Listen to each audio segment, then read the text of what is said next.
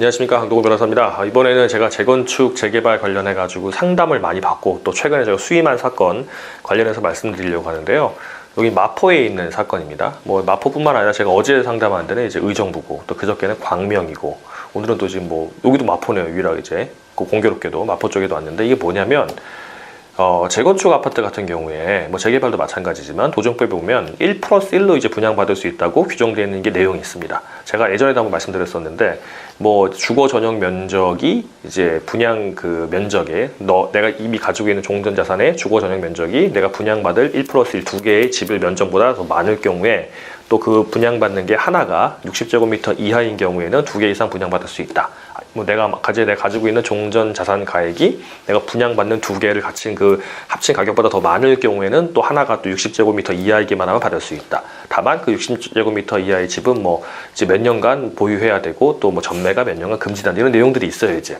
그래도 있는데 이게 뭐 되게 복잡한 내용인데 이게 문제가 되는 건 뭐냐면 부동산 경기가 최근에 좀 살아났죠 이제 몇 년 사이에. 그러니까 재건축 아파트를 2개를 분양받고 싶어하는 분들이 꽤 많아요. 그러니까 내가 이제 조그만 거 가지고 있을 때 모르겠는데 자산이 좀 되는 종전 자산가액 가지고 있을 때 2개 분양받으면 좋잖아요 이제. 그래서 나는 분양받을 수 있나 보다, 뉴스도 나오고 TV도 나오니까 알고 있었는데 알고 보니까 나는 안 된다 그래서 신청 못 한다고 신청 안 했다. 아니면 신청을 했는데 자격이 안 된다. 그래서 안 되나 보다 하고 알고 있었는데 나중에 보니까 입주할 때쯤 되거나 아니면 사업이 상당히 진행돼서 보니까 누구들은 다 받은 거예요. 조합장이나 조합장 친한 사람들이나 뭐 일부 사람들은 1+1 다 받았는데 나는 똑같은 자격, 오히려 더 이제 내가 종전 자산가액이 더 많거나 전용 면적이 더 넓은데도 불구하고 이거 하나밖에 분양 못 받고 나머지는 그냥 현금으로 받는 경우, 현금 청산해가지고 받는 분이 꽤 있습니다.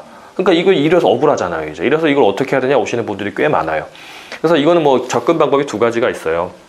그렇게 1+1을 이제 잘못되게 분양한 거, 이제 불공평하게 분양한 게 들어있는 관리처분 계획안 자체가 위법하다라고 해서 취소 소송을 제기하거나 무효 소송 제기해서 취소나 무효를 만들어 버린 다음에 다시 한번 이제 그 조합원들에게 1+1 할 수 있다는 제도를 알려주고 이제 분양을 받는 절차를 거치는 게 하나가 있고, 그렇지 않고 이미 다 이제 입주까지 된다 그러면 우리 할 수 있는 기회를 제대로 안 줬으니까 이건 잘못된 거다, 위법하다라고 해가지고 손해배상 청구 소송을 할 수가 있습니다. 이 둘 중에 하나를 할 수가 있는 거고요.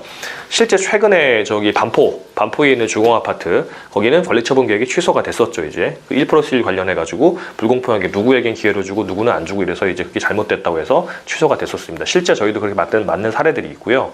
또 손해배상 청구 소송을 할 수도 있습니다. 이제는 돈으로 받겠다 이런 분도 있으니까 이렇게 억울한 사정이 있다 그러면은 그냥 끙끙 앓지 마시고요. 가지고 오셔서 그 보통 조합에서 통제할 때 1+1 할 수 있다라고 할 때 이만한 그 총의 책자에다가 구석에다가 막 써놓고 이제 할 수 있다 해놓고 안 알려주고 자기 친한 사람 하는 경우들이 있거든요. 이제 그런 사정을 좀 정리 한번 하셔가지고 이제 가져오시면 아마 도움을 받을 수 있을 것 같습니다.